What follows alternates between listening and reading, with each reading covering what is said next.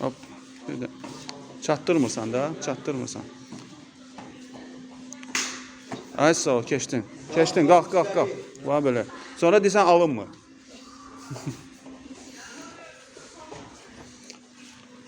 Özünü sıxma, sərbəst ol. Rahat ol.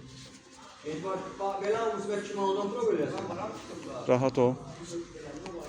Qoltuqlarımı vermə, çıxart onu. Dart.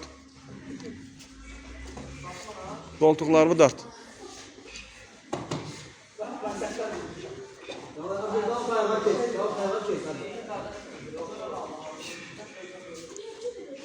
Qoltuqlarımı çıxart.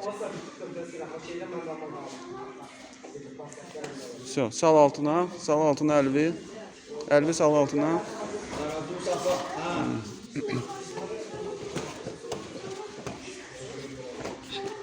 Problem yoxdur. Elə, bir elə. Ay sağ ol.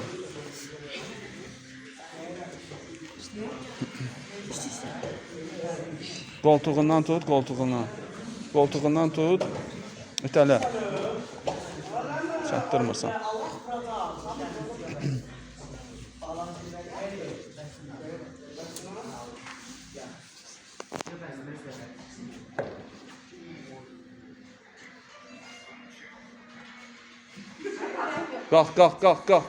Qalx. Qoyma sən çəksin üstünə. Qalx. Ay sağ ol. Çıxart başı oradan, çıxart. Ay sağ ol. Dik dayan, baş vermə. Çıxdın.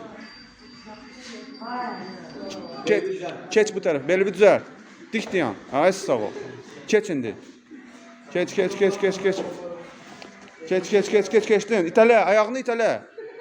Reska itələməlisən ayağını, Malik. Bıraxdın necə, keç, eybi yoxdur. Qoltuqlarımı vermə.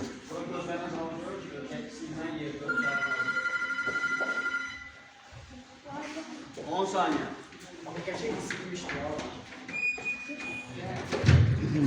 Bak.